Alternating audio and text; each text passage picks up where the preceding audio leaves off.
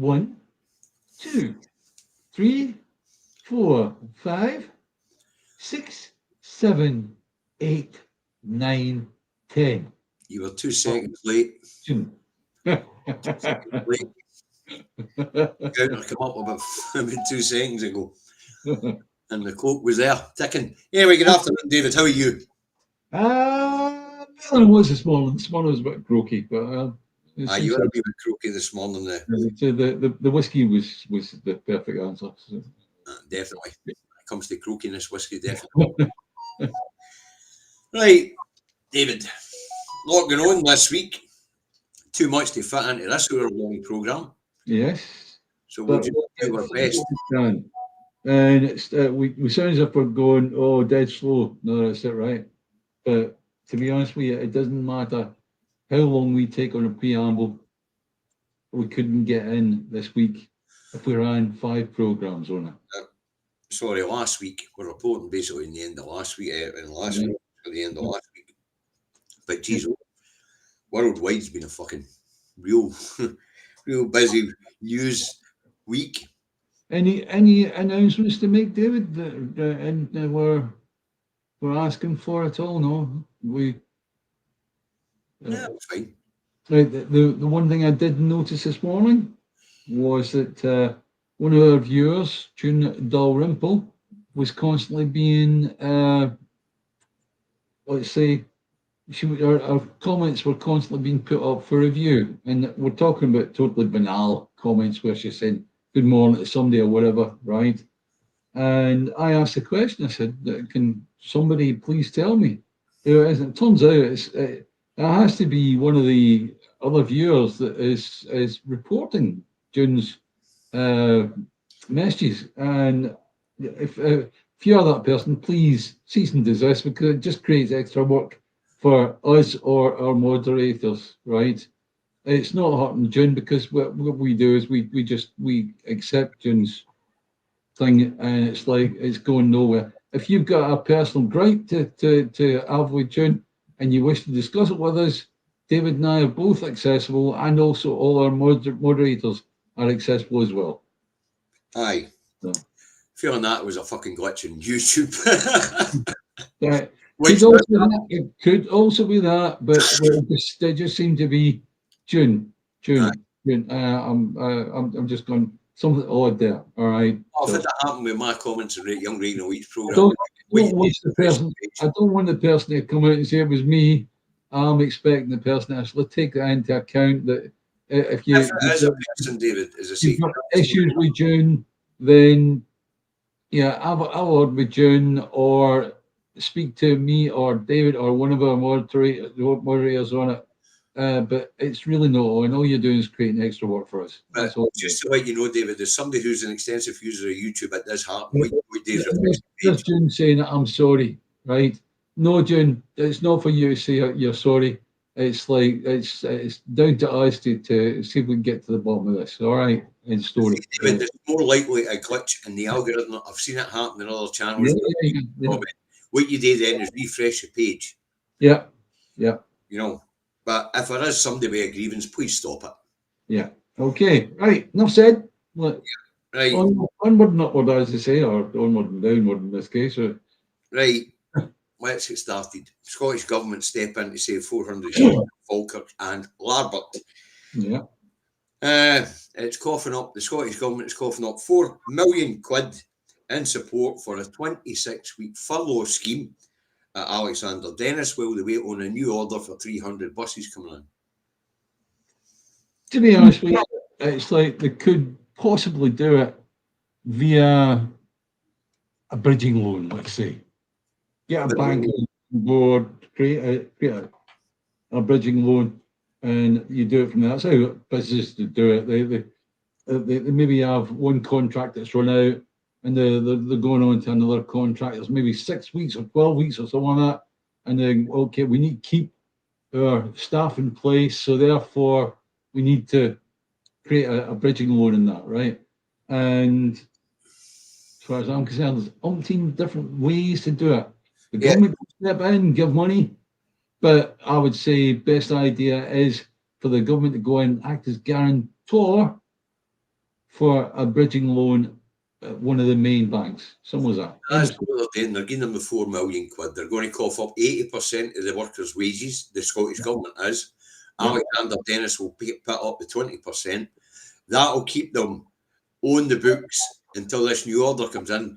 But is it a false economy is the question we're going to ask. Because what Alexander Dennis is telling us is that they need to have that plant in Falkirk and Larbert producing 300 buses a year, or it's not viable. They're moving to Scunthorpe or wherever it is down there. Now, the thing about it is what Alexander Dennis is telling us is that the Chinese electric bus manufacturers have got 35% of the UK market thrown up, leaving only 65% for the other European makers. And Alexander Dennis is up against some big names: Van Hoolen, DAF, Mercedes, Scania. So they're up against some really big, and Volvo. They're up against some really big names in the bus sector, especially the electric bus market. Yeah. So, is it a false economy? Will they be able to secure orders going forward? I would, if I was talking to the company involved, and I'm no expert. I'm no expert when it comes to this, right? But if I was talking to the company involved, Alexander Dennis, I would say, go speak to the Chinese. The Chinese may do a deal with you whereby they'll produce those buses under license, which will give you work that you need. Anyway, Alexander Dennis have told the government they're confident that they can achieve 300 buses a year at their Falkirk and Larbert plants. Right. It's just there's a shortfall in the meantime. Okay. All right. David, it's not a bad idea. Maybe somebody should drop the idea into their heads. Maybe a bad idea. I don't know, but more jaw, less wah, as you say, right? See, but producing the buses for the Chinese under license isn't a bad idea, because let's face it, saves them the shipping costs. That's right. Dead right. So well, say June's posts are coming through all right. Alistair saying it looks like the situation sorted itself out, so that's good. Yeah. Right, so that's the question. Is it a false economy, or can they save this plant? Time will tell. But in the meantime, 400 jobs have been saved in an area which has just lost 400 fucking jobs. Yeah, you've got to figure, you lose that 400 jobs. You lose 400 jobs plus all the people that they ever dealt with. Aye, in the supply chain.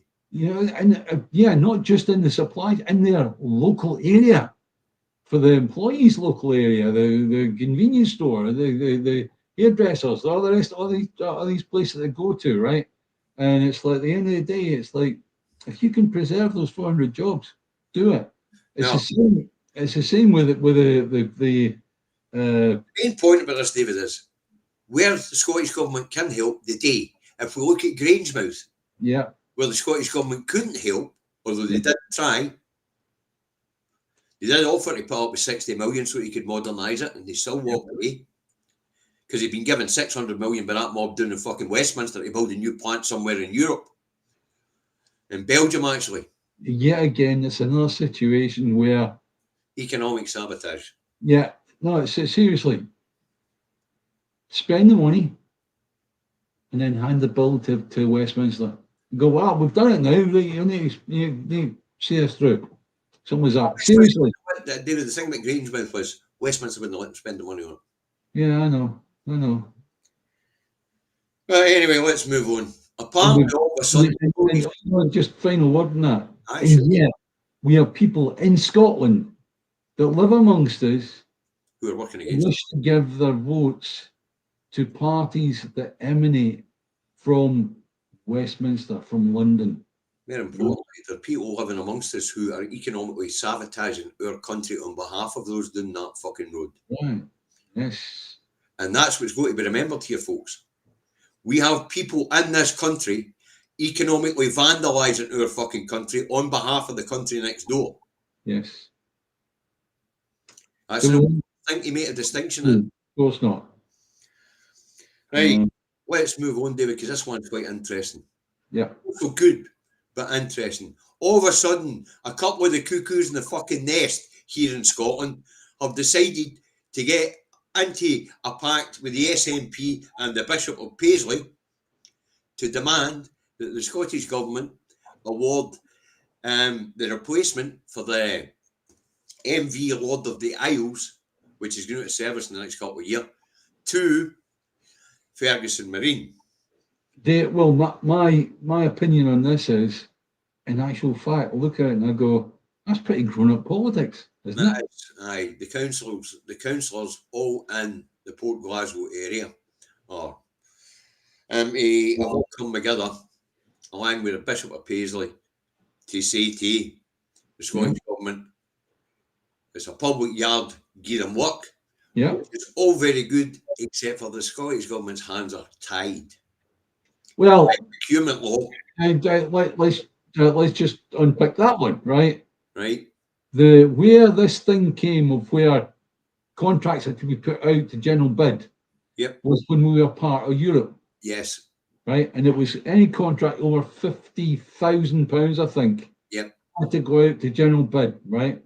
And that means that anybody in the European Union could bid for that work. Yep. Right. Generally, the buyer will go, well, I don't want to deal with somebody in Germany. I don't want to deal with somebody as far apart as Lithuania or wherever, right? I want to deal with people in the UK. So it's still down to the buyer, right? But I think what they've done is they've lifted this legislation and they've made it fit the UK. So in other words, anything over a certain amount of money has to go out to everywhere in the UK. Aye. And anybody that's dealing with the Isles on the west side of Scotland that's having a boat built, to be honest with you, I would, if I was a buyer, I'd rather have my boat built by Ferguson's or by another shipyard in the Clyde or whatever, right? Reason being is because if I need it serviced, if I need bits doing to it and all the rest of it, they're there. I don't need to take it down to Liverpool. I don't need to take it down to wherever, right? Southend and Sea or whatever, right? It's there. And that's easy, right? So common sense. And what these people have done. As long as it fits procurement law. Yeah. Well, as far as procurement law is concerned, there's ways and there's ways and there's ways. I'm just telling you what the Scottish Government said. Yeah. I know. It will need to be put out to tender because of procurement laws. Yeah.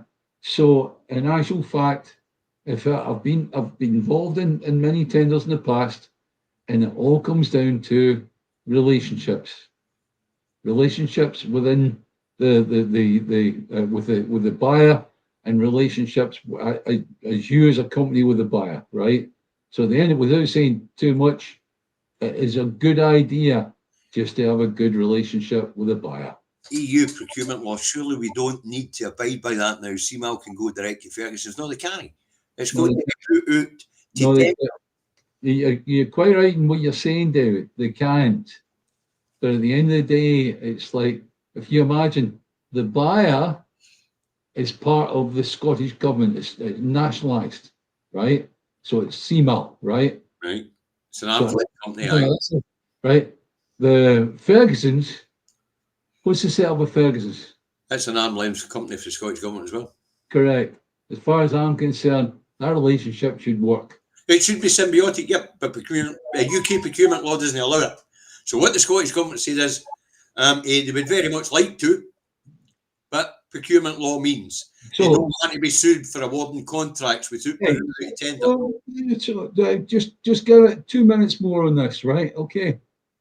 Let's say that a yard down in Liverpool, for example, said, right, we're going to give you that for like a few £100,000 cheaper than what this new boat is, right? Okay. What do you think is going to happen there? So in actual fact, it goes to a closed bid, right? And at the end of the day, we've got a situation whereby somebody can beat us, somebody can beat Ferguson's, and at the end of the day, it's like we've got Bad situation. Ferguson's don't get a chance to clear a name. And also we end up dealing with a boatyard that's a long way away. Aye, but them's the rules. No, they aren't. You take the rules and you go, here's your rules. You throw them away. Scottish government should be in this like a fucking like a little Scotty dog. Seriously. Anybody that mentions the rules that are based upon the EU rules for competitive tendering should have their gonads bitten off with that wee Scotty dog. Seriously. Well, as I say, that's the Scottish government statement on it. It does us no use in Scotland. So therefore, it's a rule that needs pushing out the door. Big style. Do you all agree with me, guys? I agree with you not, but that's beside the point. The Scottish government statement, mine or yours. Yeah. Right, number 3, folks. Tell you there's going to be a new section. This will not take long. We'll run through it. And that is what's going on this week in Parliament. There's a couple of things of interest. Well, we'll throw it up. We're back Monday. Come on. Monday, there are no meetings today. Tuesday's quite an important one. Time for reflection by David Jardis speaking. Parliamentary Bureau motions, topical questions if selected. And then the big one, Stage 3 proceedings, victims, witnesses and justice reform, Scotland Bill. Now that one will be televised, folks, if you want to watch it. Then there'll be committee announcements, business motions, parliamentary bureau motions, and vote on the bill at 10 o'clock at night. Yeah, go to the next point. Sorry? Go to the next one, because this is something that you look at and you go, oh. Where it goes. People need to get involved in the parliament, dude. Yeah. Parliamentary bureau motions is first up at 2 p.m, followed by portfolio questions, stage 1 debate, lease, automatic continuation, etc. Scotland Bill. We get business motions, parliamentary bureau motions, approval of standing orders, decision time, and then members' business, welcoming the Supreme Court's judgment on definition of women. That'll be doing like a fucking ton of bricks, that one. Yeah, right, come on, wait. And then on Thursday, parliamentary bureau motions, general questions, First Minister's questions. They're normally based good viewing, folks. We've got members' business, and that's about the frequency of wildfires intensity increasing in the Highlands. Quite an important debate. And then we get parliamentary bureau motions, motion of condolence. We don't know who's popped their clogs. We did have a look. Portfolio questions, education and skills, and ministerial statements, improving care on the Isle of Skye. And then we'll get the SPCB, Support Bodies Landscape Review Committee debate. So apparently Gerdon's on the debate this week. Business motions, parliamentary bureau motions, and then a vote. Right. Okay. And the next day, the Friday, there's nothing. There's nothing. So, folks, it's important that you get involved in your parliament. If there's anything there that interests you, First Minister's is normally entertaining, and portfolio questions are normally entertaining. Right, we'll bring that down. Thanks, Graham. Thank you very much. Companies are preferred suppliers. You put work to tenders that suits your preferred buyers, and that's how it works. So SG is wrong. Graham? Fair dues. As I said, that's their statement. It's no mine. Yeah. And as David's just said, we ain't no experts on this shit. Well, I've been through the competitive tendering. Of course you have, David, but you know. But at the end of the day, it's like things like this. Business will always find a way. Understand this. Business will always find a way. When you get the idiots from the unionists that say, "Oh, if Scotland becomes independent, we'll never get any more business from England." Of course it will. The reason why the companies in Scotland is not because they like the Scottish accent. It's because faster, better, and cheaper. Simple as that. That's it. Aye. Right, I guess we better move on. Apparently, The housing shortage, the Scotland housing housing market emergency is getting worse. Expert warns. I guess we'll stick this one up, David. Go on then. This is one where I want to give my tuppence worth on a certain David McGuinness and what he's been up to. Go on then. Oh, that's a wee bit later. This is a housing emergency one. Yeah. Aye, fair enough, yes. Yeah. Right, here we go. You mentioned Edinburgh and Glasgow. Both of those cities individually have more children in temporary accommodation in them now than there are in the whole of Wales. How on earth did we get to a situation like that? I think we've got to go back to pre-COVID times, 2017-18. We had for many years in Scotland a declining homeless population and temporary accommodation that was reducing. And then obviously we got to the pandemic. But even before the pandemic, there were signs of homelessness increasing. I was part of the original Homeless and Rough Sleeping Action Group that the government set up. And our priority in the run-up to COVID was to get people off the streets, get people into accommodation, and then seek about trying to get them permanently and securely housed. And what we've witnessed since the pandemic is a number of headwinds, not least the cost of living crisis, the construction inflation that we've experienced in Scotland, which has been significant. And I think we thought after the COVID pandemic we'd be in a period of recovery and things would get better. They have actually got worse. And I think for a number of reasons, the demand for temporary accommodation has certainly rocketed after the pandemic, and homelessness has continued to increase. People coming from the private rented sector is a significant issue, but the main causes of homelessness in Scotland are still relationship breakdown, so people can't live with relatives, friends, family, or they can't live with their partner anymore, and they are coming to local authorities in increasing numbers. So I think for a number of reasons, take all that together, you get to a point where the housing system is now broken in Scotland. That's what the regulator is saying. And we've got to take a number of actions, significant actions, to fix that. Right, I've got a couple of things for background, right? For a start, this is supposed to be Fife Council we're talking about, right? But he was talking about the whole of Scotland, right? Fife Council, for a start, was won by the SNP, but I think the looks of it is the Tories and Labour have got together to put together a minority rule of that particular setup, right? So that's that point. That's the actual situation of what the other thing is that John Mills, the chap that was speaking, is not a councillor. Took us a long time to find that, but he's not a councillor. And it was actually stupidity in my point because he's got the same job as my sister-in-law. That's right, yes. Yeah, absolutely, right. Your sister, if she'd have heard us going on about it before the show, she'd have been jumping up and down mad at that. Yeah, so this guy is an actual housing expert. Yeah, you know, and the points he was putting across, the main three being cost of living crisis, inflation, and the cost of construction, which has been massive because of Brexit. Yeah. And a breakdown of relationship. They're the three main things. Yeah. There are other factors. One of the big ones being the fact that the cost of living crisis means people are no buying and rents are too high, so they're hitting the streets. People are being evicted, so people can put rents up again and put properties back out there because there's a shortage in them. Mm. People don't have any money in their pocket to buy, but the main one he said was the splitting of relationships, and we know what the main cause of that is as well. It's generally tensions through financial breakdown, the situations and things like that. Yeah. You know, these are some of the major factors here.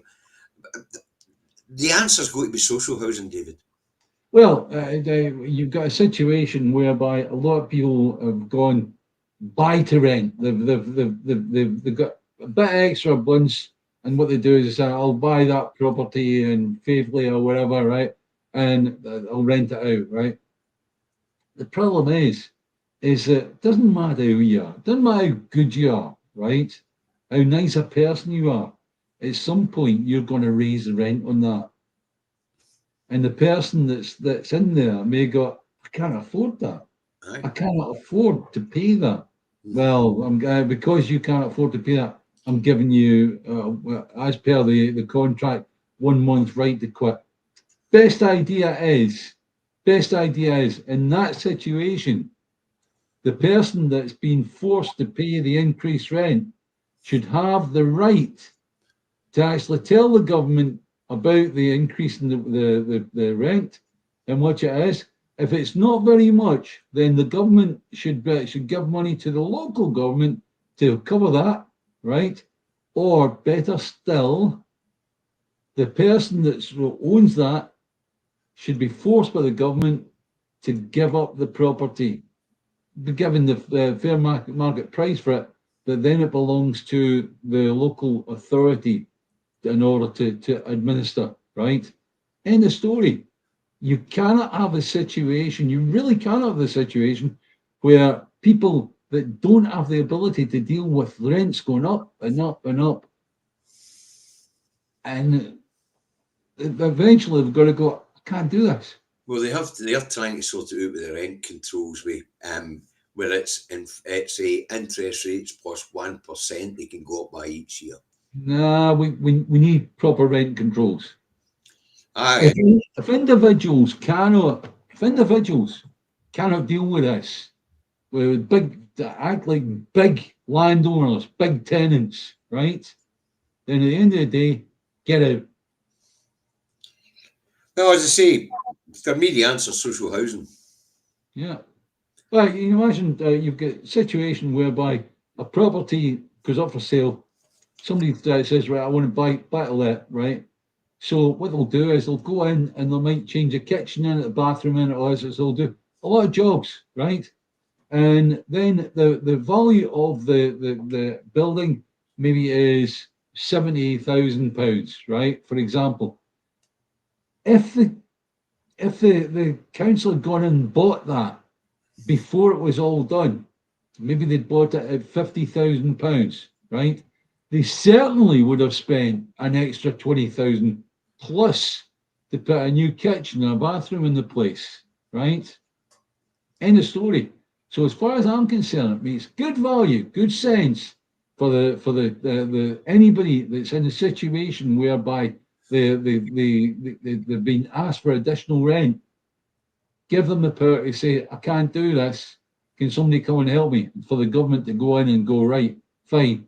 Force the owner to give up the property, pay them the fair market price for it, and at the end of the day, that then is administered as social housing by the council. End story. Or a housing association, one or the other. As long as it becomes social housing and stays as social housing. I should have blown the soapbox here. Sorry. Anyway. Fair enough, David, because it brings us neatly on to the next one. And that is ministers urge to put retailers at the heart of economic policy.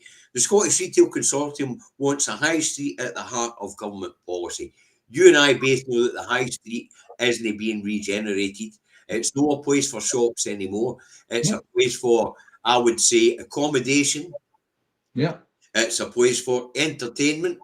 Anybody that's of the opinion that, oh, they can have Lewis's or Debenhams back in there again, blooming swinging with both boots, right? You're daft. You're daft. People nowadays buy stuff online, even fashion items, because they don't find mail. They can send them back if they're wrong, if they don't fit, they're the wrong type, wrong shape, wrong colour, or whatever. Just send them back. End of story, and then it's done, right? Whereas you go into a retailer like that, you've got to get ready, get into town, whatever, from wherever you are, right? And then spend hours going through several different shops. I can do all that online in minutes. So therefore, city centres or large town centres, they should be converted into housing. Correct. That was a bit that's linking these two stories. That's why we've got these two stories. Yeah. What we really need today to reinvigorate town centres is to take these big empty superstores and turn them into fucking flats.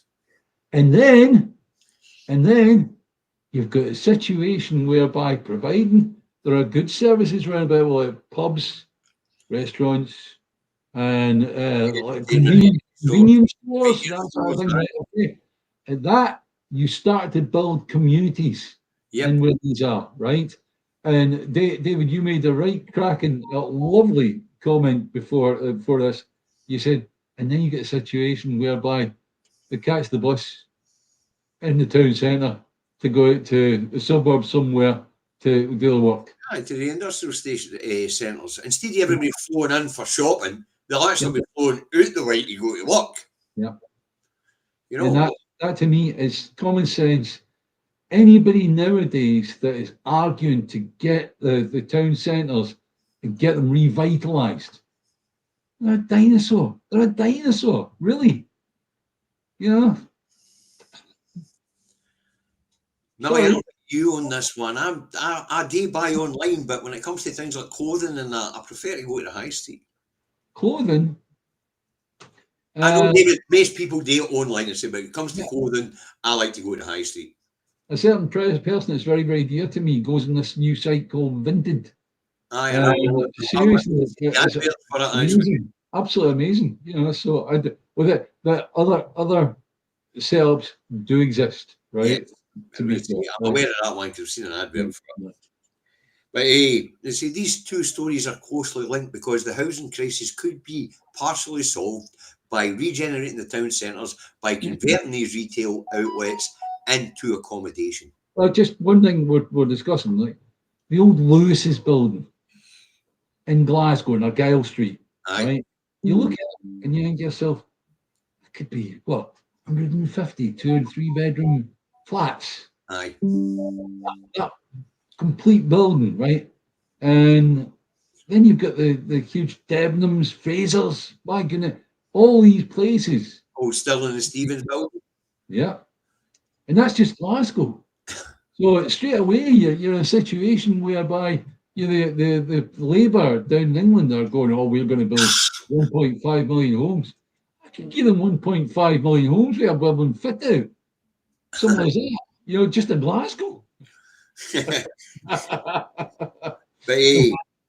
so the Scottish Retail Consortium really needs to get a grip and give their head a wobble because their future is convenience stores. Yeah. Yeah. You know, their future is supermarkets because everything else has gone online. And even to a great extent, supermarkets have gone online. You got the florists of this world, the convenience stores, all those kind of places. As long as there's enough of them, right, strategic points all the way around, right? That's all you need, and that is community. And then you've got school. Make sure there's schools built in hospitals within the general vicinity, and there's a fire station, ambulance station, that sort of thing, right? You take one of the old supermarket, you take one of the old retail stores, the big ones. Yeah, a good school. Yeah, that's right. Yeah. Anyway, I guess. What school do you go to? I go to Lewis's. You better go on. I mean, there is total political meltdown down that road, but this time it's no Starmer. We'll get to it. Yeah. Tory front bencher defects to Reform UK and blow to Kemi Badenoch as her shadow work and pensions minister, Danny Kruger, the MP for East Wiltshire, is off to Reform UK. You know, it's a wonderful. I mean, he's walked the floor to Reform, right? Mm-hmm. And we had an MSP from Tory, again walking the floor to Reform up in the Scottish legislature. And what's going to happen is that you're going to see a lot of Tories walking the floor to Reform. And one of the nicest, really most beautiful phrases I ever heard is that Reform is becoming a Tory tribute band. Okay, let me answer this one, right? Brilliant. The report in the Scottish Retail Consortium wasn't about retail parks. Yes. It was about town and city centres. Right, yes. The retail parks are all doing fine, thank you very much, as far as I know. It's at the moment they've got a situation where you've got the big cinema there and other Breadhead, and you've got a lot of eating places and all the rest of it. So it becomes a centre of social attraction, right? And as far as that's concerned, yes, that'll still keep going. But the other reason why the town centres are empty. Yeah. Anyway, we're on Tory a defection to deform down that road. Now, the Tory party is your Labour spokesperson. Hold on. His mum, June's given the answer. This guy, the Kruger, right? Aye. His mum is Prue from Bake Off. Oh, There you go. Proof of Bake Off. We didn't know who Prue was. We'll try to work out who is she, right? So, see, well, you were trying to work out. I don't watch fucking telly. But as I say, now this is a front bencher. This is quite serious. Off front bench that are defecting. Yeah. But more importantly, David, it's true. The Labour spokesman's right. There's that many Tories walk the floor to reform, whether they be elected or no. Like Granny Wobble, Bolton and things like that, you know.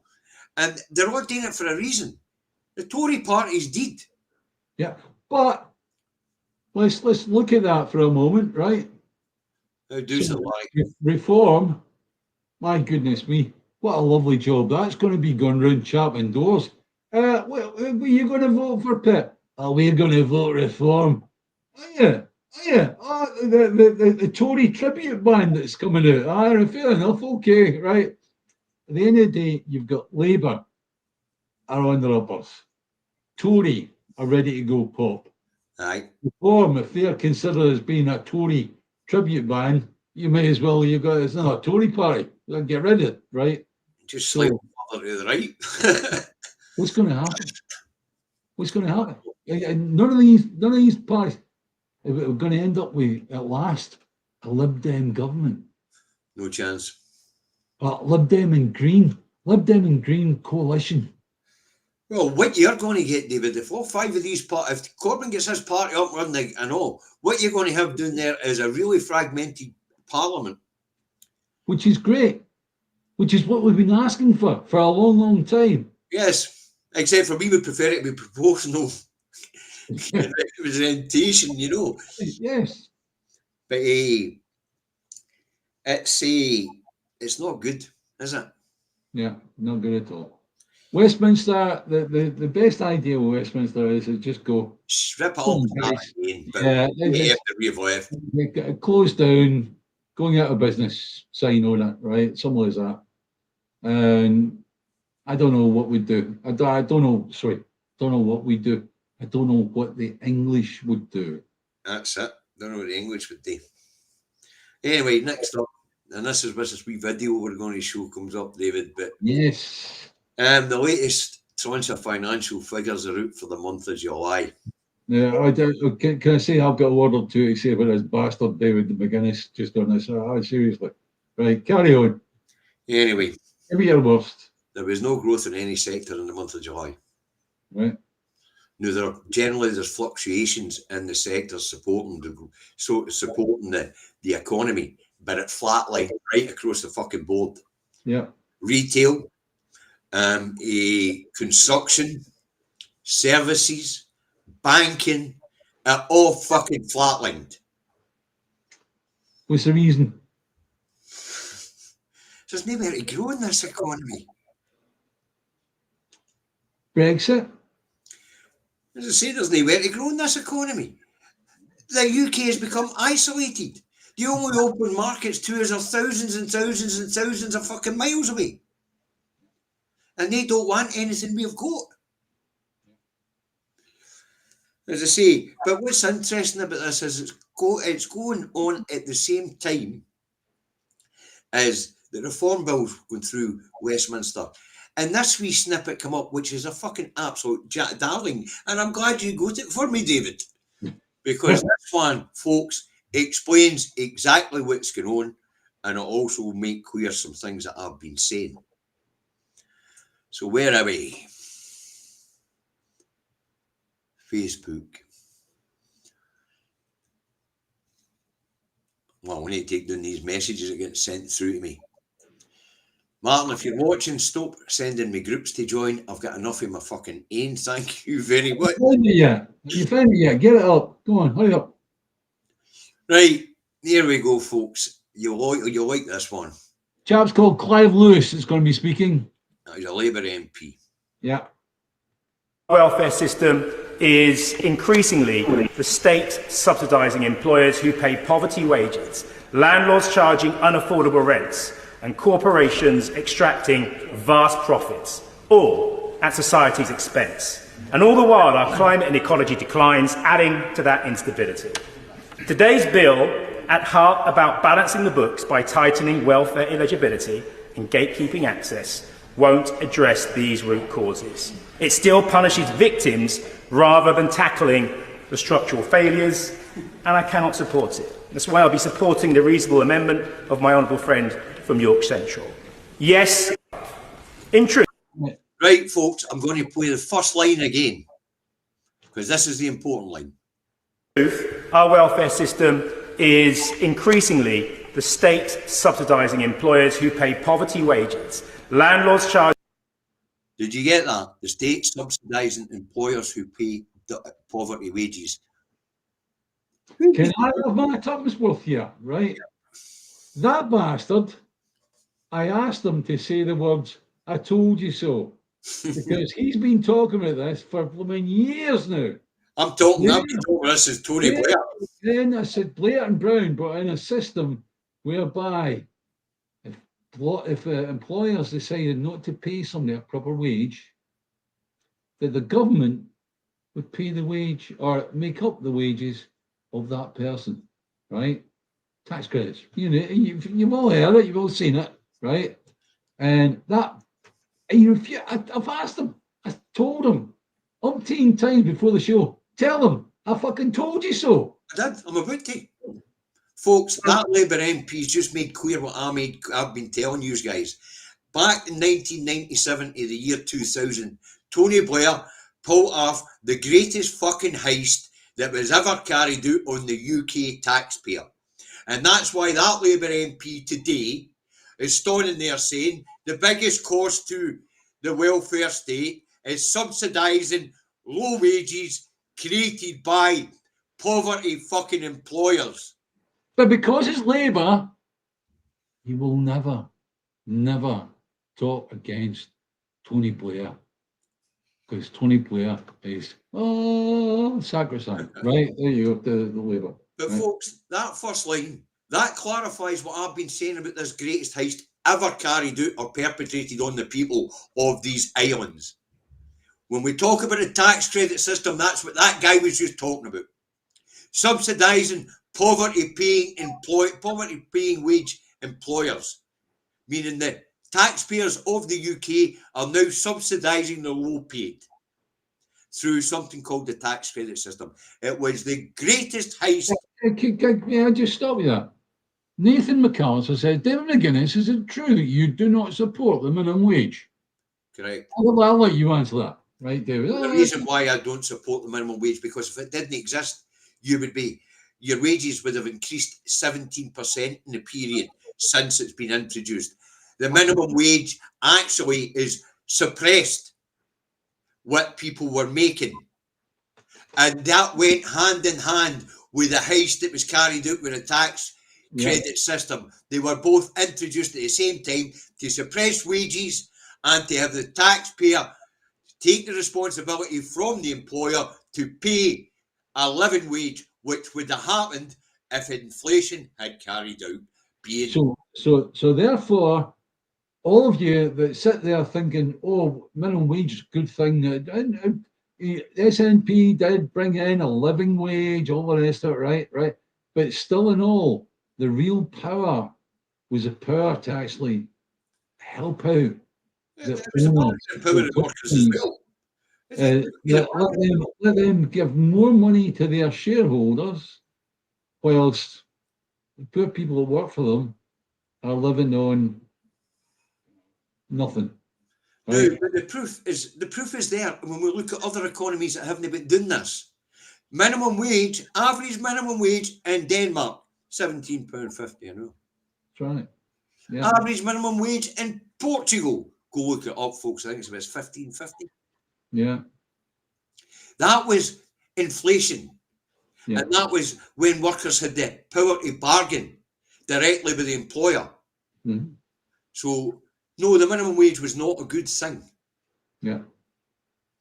And the tax credit system was a heist. It was a robbery. Well, we know. The wealthy are scooping up money, the taxpayers subsidising the low paid. Well, Blair's trying to do that over and over and over again. In actual fact, he's still an operator, isn't he? We can talk about it later on. But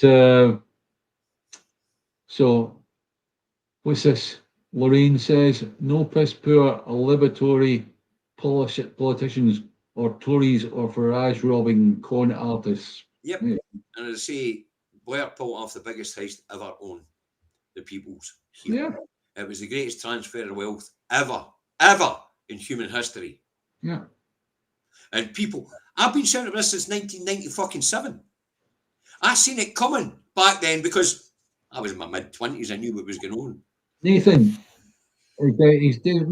yet again put another thing. Says David McGuinness would be a good idea to get rid of the living wage. There's an awful lot you would need to do before you did that. For a start, you would need to end the tax credit system and end subsidising the employer. Yeah. Then force the employer to actually pay a proper wage. What you'd need to do then is raise the minimum wage to what it should have been if inflationary pressures had took the wages up, and then scrap it and tell the employer you will pay and you will negotiate with your workforce directly instead of have the government impose this on the workforce. So Nathan, there you go. Sometimes an answer is not as straightforward as you might think it might be. Feeling suddenly it's down to you've got to look at it. We're on the side of the people.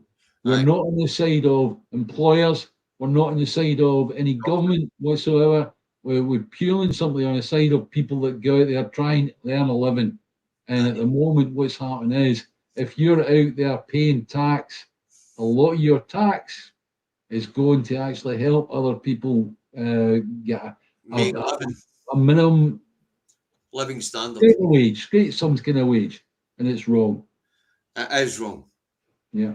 It was wrong when it happened, and it was the greatest transfer of wealth in the history of these islands. And ever since then, wages have been suppressed and poverty-paying wage employers have been raking in fucking billions. Yeah. That's how the transfer of wealth happened. And I've seen it when they suggested this in 1997. I knew what was going on then. I've been shouting about it ever fucking since, and nobody's listening. Yeah.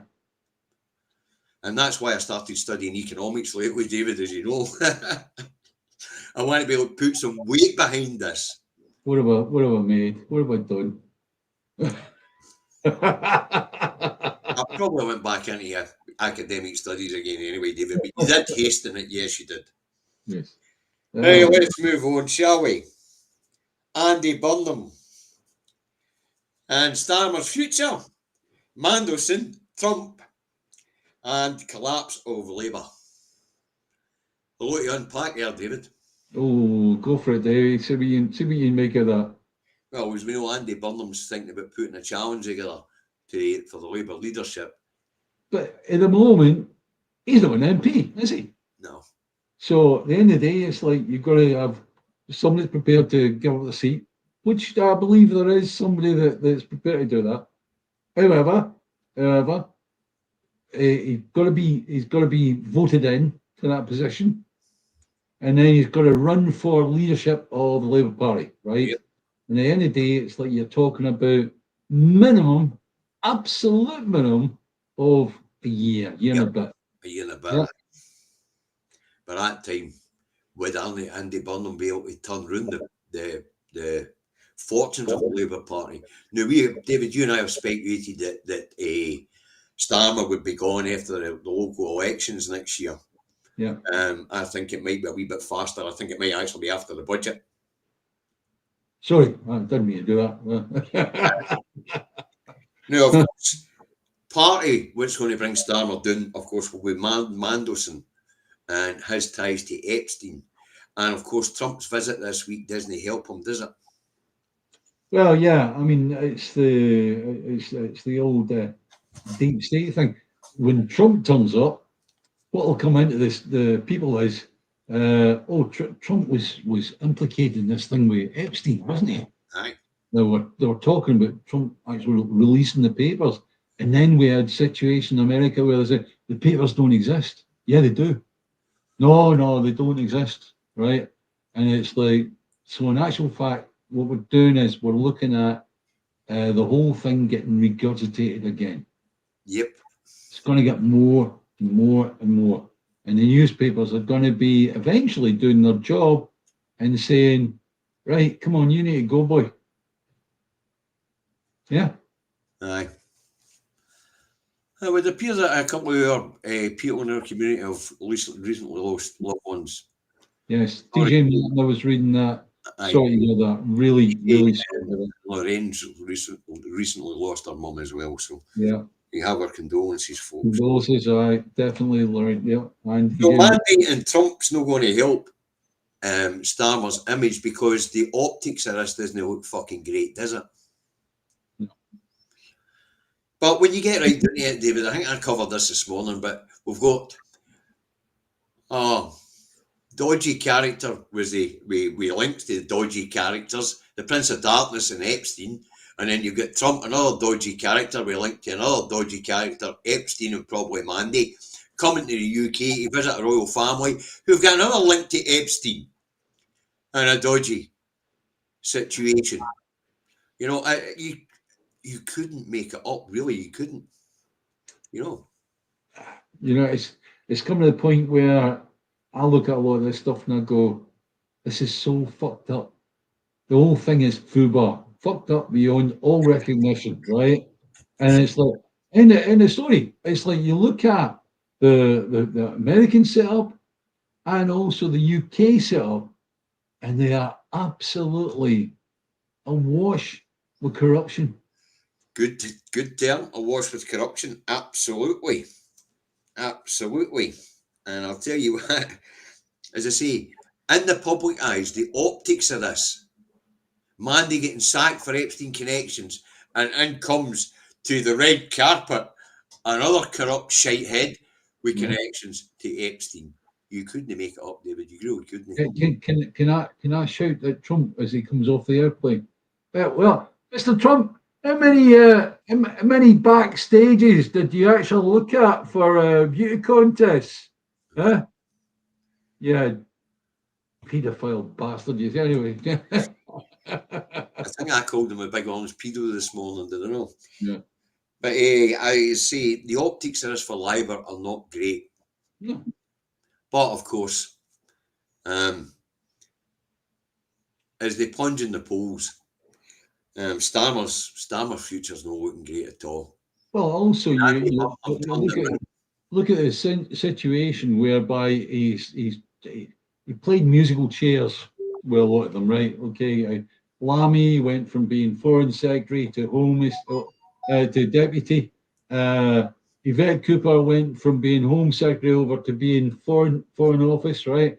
Now, Yvette Cooper, she's perfectly placed to provide whatever Israel needs from the United Kingdom. Simple as that. She's now in a situation where she can actually, in terms of what we don't want her to do. Aye. Simple as that, right? And as far as I'm concerned, it's now a case of we need rid of Labour. Yes. I can't speak for Reform or Tory just at the moment, but definitely Labour we need rid of now for the sake of the people of the United Kingdom. And there's some nice people that have been locked up purely and simply for protesting against killing of innocent people. We're going to get to that actually.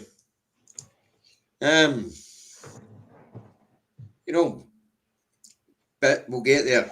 First up, we're going to move on, David, to the situation we've got in the Arab nations at the moment Yes. and the Arab Council meeting.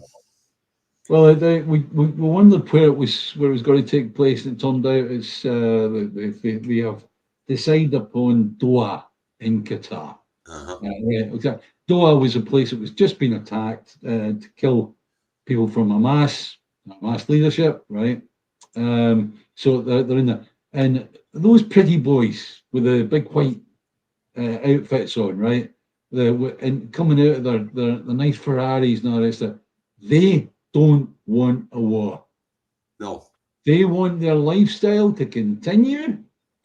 They never, ever, ever will they get together and go, right, that's it, we're taking on Israel. They're not. That, David, that's not what they're likely to do. They're likely to pen a threat to Israel as a united. But Israel know they'll never.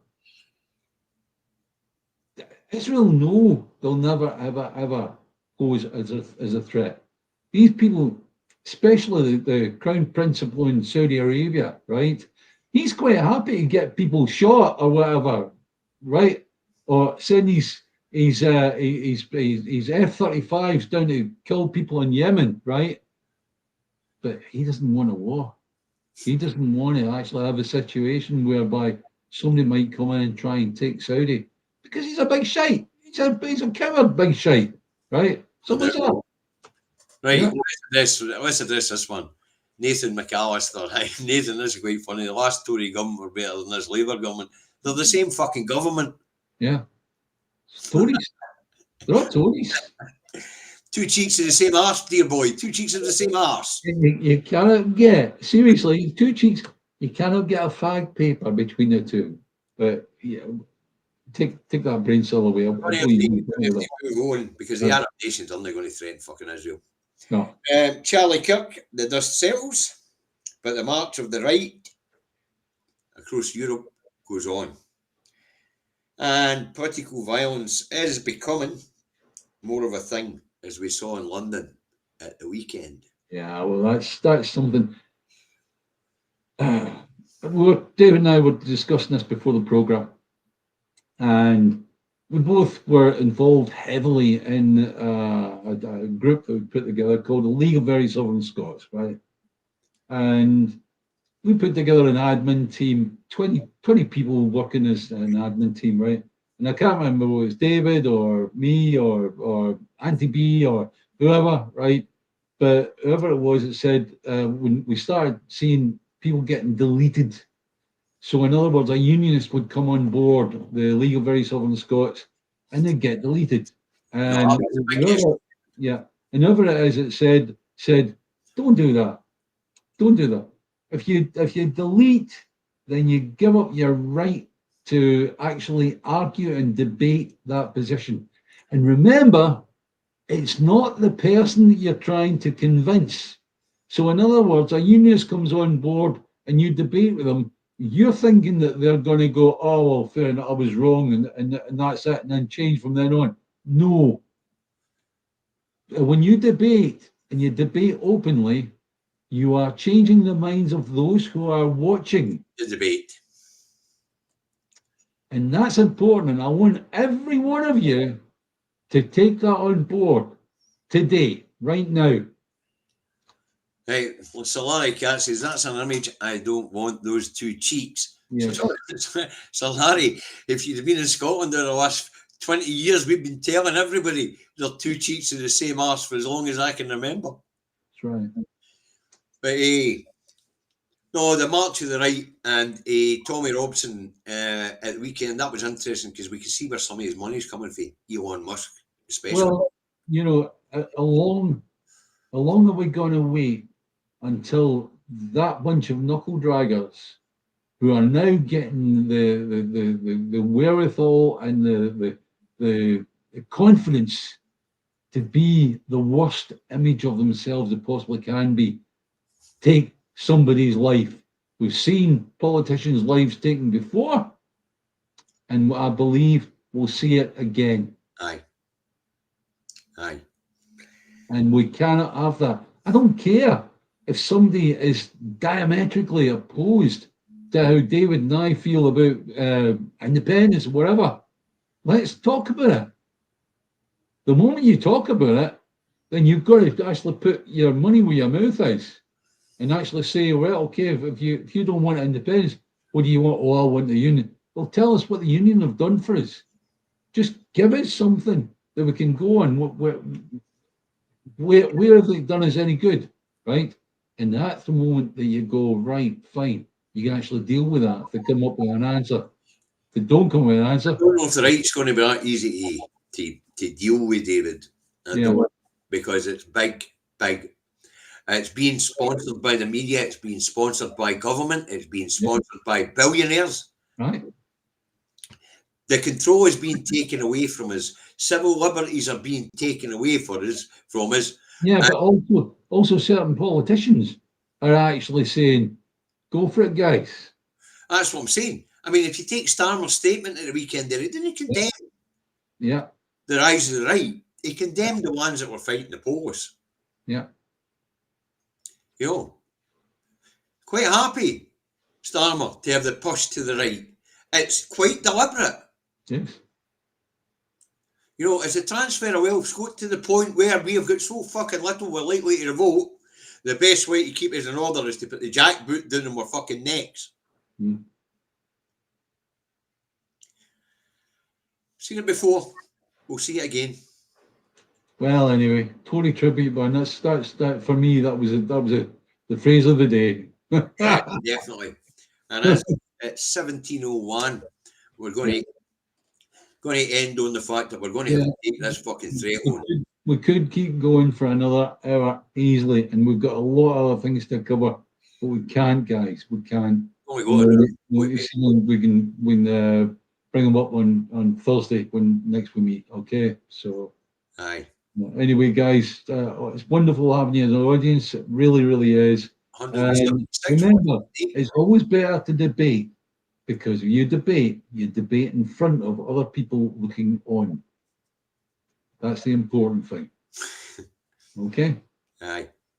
Right, folks, thanks for tuning in such massive numbers today. 176 of these news, a couple of these are dropped off, but right up there today. So I need to get my boots polished and get my ears to work, David. I'll catch you later. Not jack boots, they're just steel toe cap boots that he needs to do, right? So something like that. we still have a convention on human rights where he has to wear steel toe cap boots. Whereas if we didn't have the convention on human rights, possibly they'd get rid of that and they'd make it where, by the way, we're open-toed sandals. Right, there you go. Right. I know that. I get jack boots on. I'm going to be a bloody tyrant. Anyway, bye guys. Time for independence. Eyes on the prize 2026.